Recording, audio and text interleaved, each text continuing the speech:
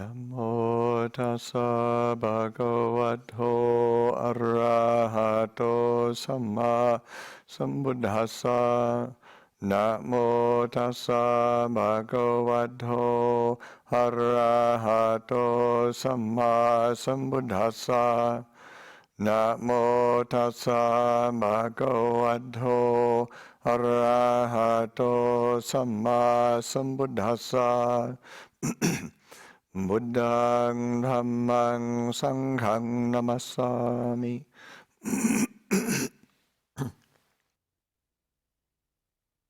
So before starting the talk this evening, I just wanted to make an announcement that we're thinking or we're planning on making a change in the schedule for Abhayagiri into the future. The idea is that it would be an improvement, that to rather than having the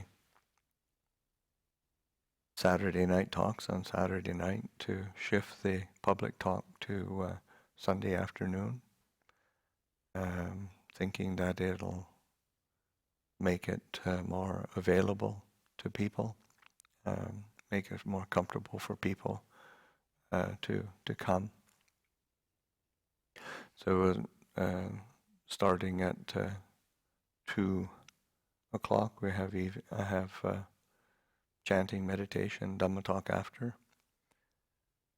So that's that's starting next weekend, and give it a try, see how it works. If people have feedback or further suggestions, gonna plug in, but we give it a try and see if it's useful.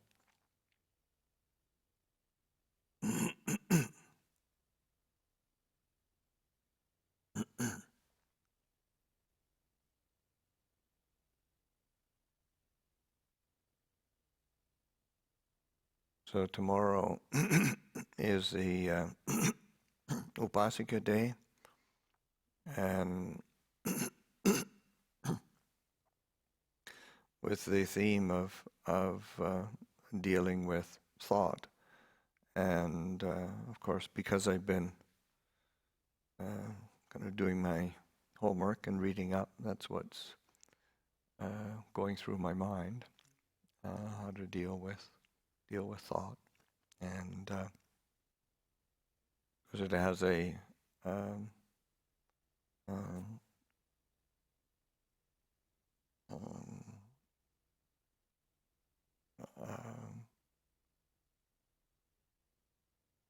maybe a complicated,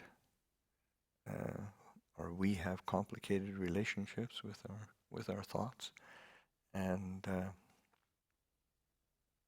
some of them good, some of them not so good, but learning how to exist within the realm of our thoughts, because they're because of our thinking and the thought processes, they are the things which trigger reactions, habits of mind, assumptions, biases in different ways. So learning how to understand them, and also learning to recognize that we are what we attend to, so that if we attend to certain thoughts and patterns of thinking, then that will sort of lead us in particular directions, and if we attend to thoughts and the way the mind conceives of things and proliferates around it, then it will lead our mind in another direction.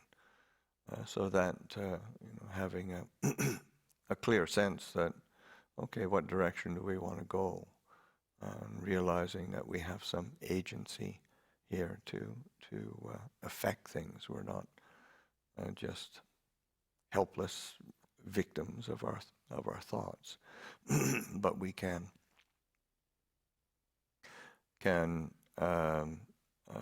train. We can train the mind. We can train our thought patterns, um, and we can learn to understand them clearly, and we can change. Um, Part of it's learning to be a bit agile with our thoughts, in the sense that again, it's easy to just get stuck into patterns that um, we assume because we thought, oh, okay, I've been thinking like this for the last 30, 40, 50, 60 years, so I guess that's what defines me, that's what I'll be. And you realize, well, no, you don't have to make that assumption. In fact, it's good not to make that assumption. There's an opportunity to create a certain agility in recognizing thought and then shifting attention so that it's something that is beneficial for us and helps to develop skillful patterns for ourselves and helps to deal with situations that that come up. And that it requires a certain agility and willingness to adapt to the to what's happening in the mind or what's happening around one. And of course that requires mindfulness and clarity and willingness to put forth effort. So those are qualities that we have to lift up into the mind and rely on for working with the different thought processes, and bringing to mind certain qualities that are say helpful, supportive.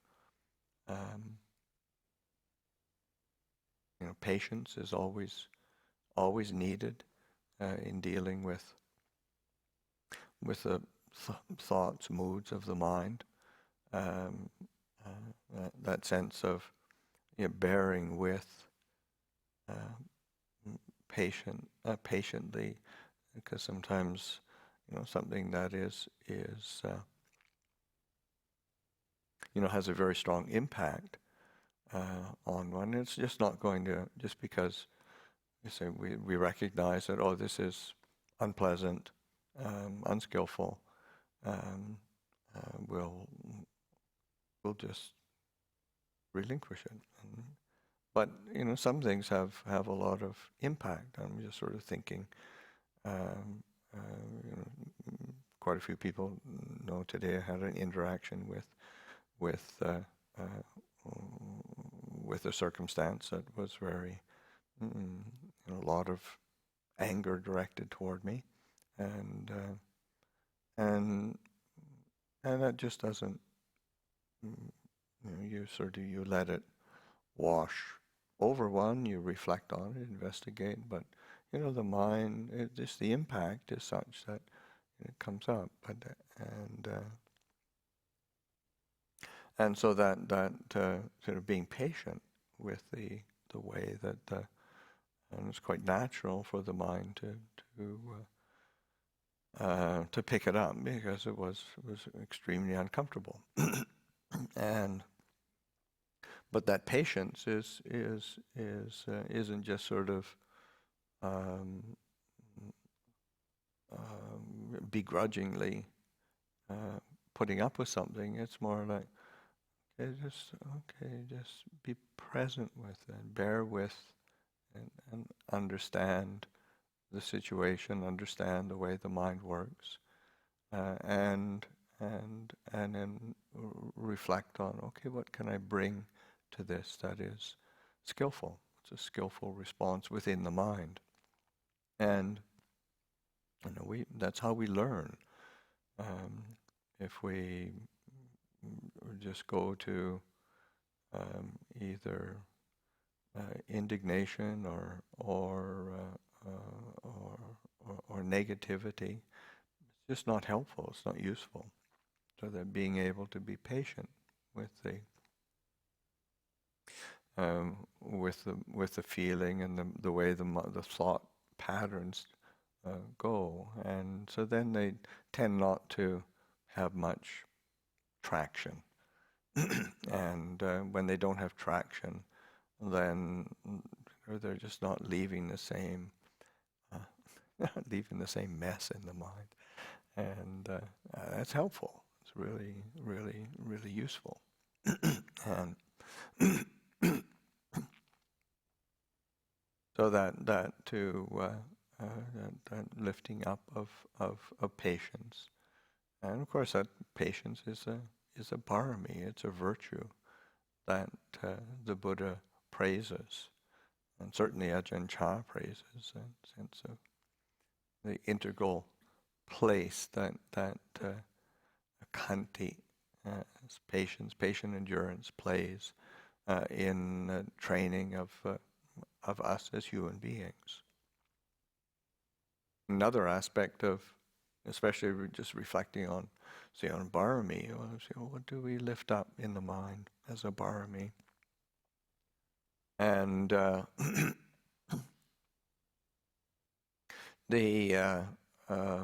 nekamma, which is usually translated as renunciation, and that's one.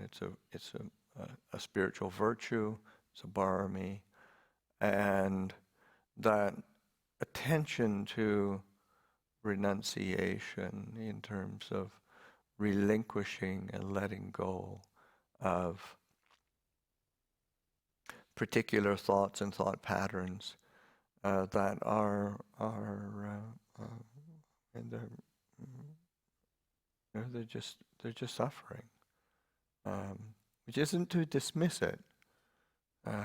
It isn't just to sort of try to dismiss it, annihilate it, get rid of it, but it's more like seeing it clearly.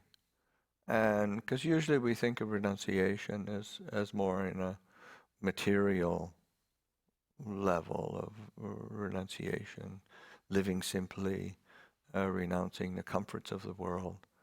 But also renunciation, relinquishing in terms of thoughts and moods, where the mind loves to gravitate toward particular patterns of either greed or desire or aversion, ill will, or of where one starts to, out of delusion, the thoughts just keep propping up the sense of self, sense of me, a sense of me in opposition to others, or me whatever the whole story of me is in the present moment. So being able to see the thoughts come up, thought patterns come up, moods come up, and to exercise a relinquishment, a letting go. And it's more like an act of kindness as opposed to, again, another act of aversion or just trying to get rid of, trying to get away from something. It's more that it's an act of kindness to not carry things, not add to the fuel of kind of non-functional thought patterns. Because there's a well-known story in the suttas of and it's told like a fable by the Buddha, but it has a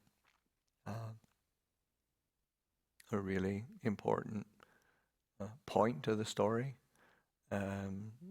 where a Sakka, the ruler of the gods, is he's away for some reason or other, um, on holiday or something, and so then his throne up in the heavens is empty, and this little demon, little yaka, sort of struts into the throne room in the heavenly realm, and scrambles up onto the throne and sits there. And of course, the other gods that are around, minor gods, see him and quite seemingly rightly get upset and say, "You shouldn't be up there. This is not your place. That's Sakka's throne. And why are you doing that? Why are you there?" And sort of getting upset and getting angry, and then that anger, those thoughts of anger directed to that little demon, it's like he takes it as food, and he grows. He gets bigger, and he gets more kind of bristly and more, bit more repugnant. And of course, what that does is get people more upset, more frustrated. So then more people start to try to tell him off, try to get him off there, and he gets bigger and bigger, and finally Sakka shows up, and he sees the situation very quickly, and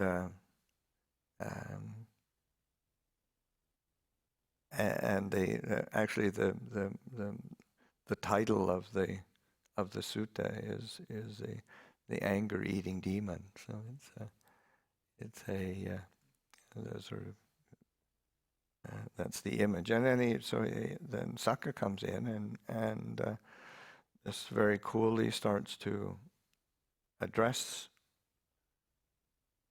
the demon and welcomes him and tries to be attentive to his needs and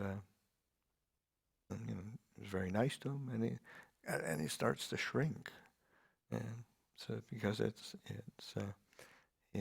what is his food is anger, so that Sakka is even more attentive and kind, and he just keeps shrinking, and finally gets kind of embarrassed and lonely on this big throne and hops down and runs off. So it's a fable, but it's an important.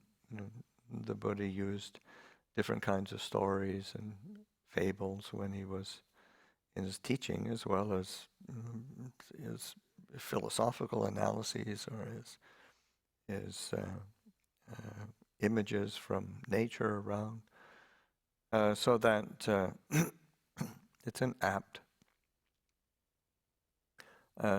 fable or story that illustrates an important principle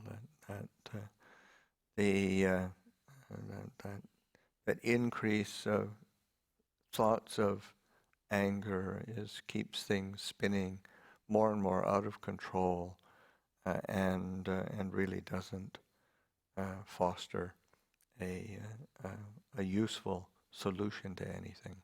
So that being attentive to how to work with for ourselves, how to not be swept up into the thought patterns of, especially of anger, but of course it's The same with, say, with greed or selfish thoughts. Though being ready to give attention to renunciation, relinquishment,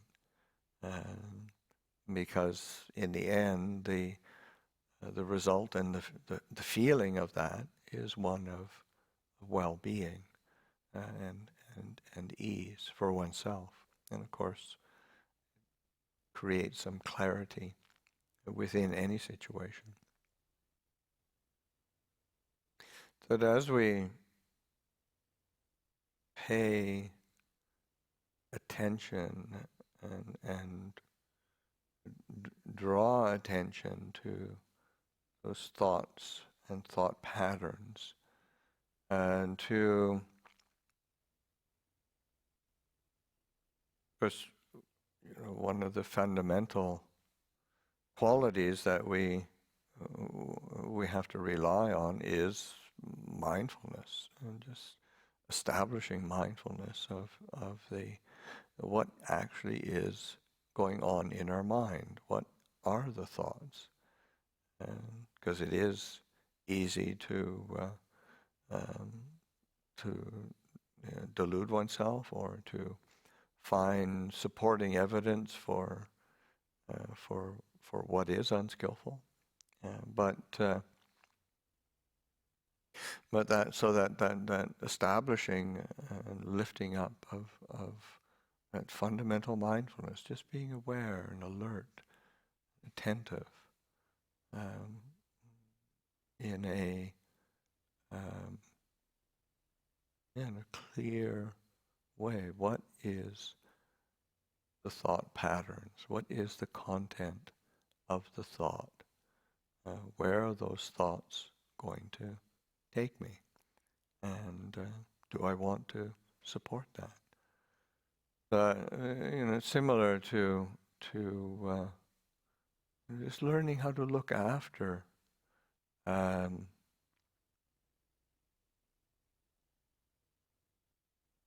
looking after things. That's one of, like Ajahn Chah, one of the images that he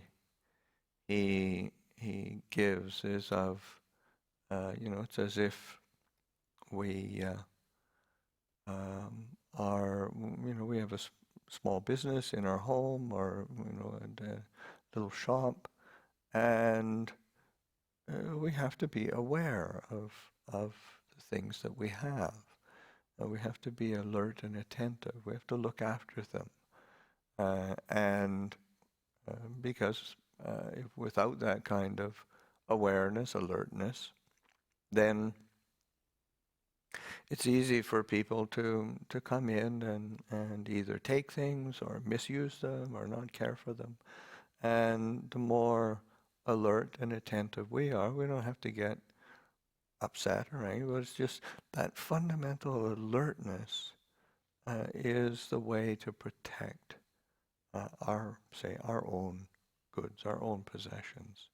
And of course, our thoughts are our possessions. I mean, in this sense, these are what they're not anybody else's. We have to learn to look after them, we have to care for them. And when we're when there is that level of alertness and awareness, then you have a sense for yourself of what's going to be helpful. What can I do? How do I look at, in the same way that if you're there looking after a shop, or you're looking after your possessions in your home, there's a certain protection that's happening. One doesn't have to get all sort of averse and defensive. One doesn't have to be kind of bristling with all sorts of firepower. It's just being alert and aware, and that sense of things will be looked after. And so the same with our mind. just being committed to that fundamental awareness. Another image that Ajahn Chah uses is in terms of looking after the mind, is that placing awareness front and center, um, uh, and sticking with that. So they said like just the image that he gives us of it's as if you're sitting in a room and people are coming in, going out of the room, and there's only one chair. And you sit in the chair, you stay in the chair, and people come in, they look around, they see there's nowhere to sit, they go out again. And it's not really a problem. It's a problem when you give up your chair and somebody takes it.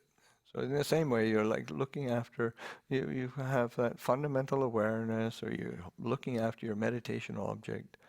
That's your one seat, holding that place of where one is rooted in that awareness. And then different thoughts and moods, they're going to come in and out of the mind. That's what minds do. They've always done that. But we have the opportunity to stay with, be present with this quality of knowing, being with the knowing, being with this the faculty of awareness, being with the quality of Buddho, and being the one who knows, being awakened, and not just giving that up, and not by not attending to it. So that the sense that the image of just having that one seat and sticking with it, staying with awareness. So this cultivation of awareness is so fundamental to understanding them. Of course, and it's, again, that's where this sense of being agile in how we relate to to our moods, our thoughts, the thought patterns, because we can be very rigid sometimes, or we can work under a delusion of if I just do this, then everything's going to be all right. But there needs to be some flexibility, some agility, in saying, well, what works? What's helpful? And then also, right, well, this isn't helpful at all. I'm getting too tight, or I'm getting too loose. I'm letting the mind sort of wander. And so there's a certain agility. Okay, I need to try this. Why don't I give this a try? It's like taking an interest in seeing what really fosters a sense of clarity and sustained attention and awareness. And of course, that's a key point of practice and training, and that being willing to experiment and see what works. And if it works, fine. If it doesn't work, then be ready to adjust or try something else out.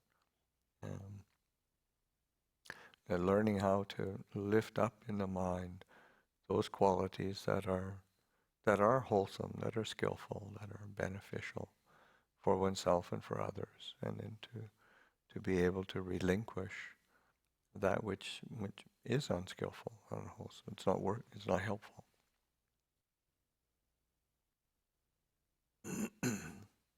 So last night was our vigil. Tonight, Saturday night. Tomorrow's Upasika Day. I think I've said enough. I'll end it there.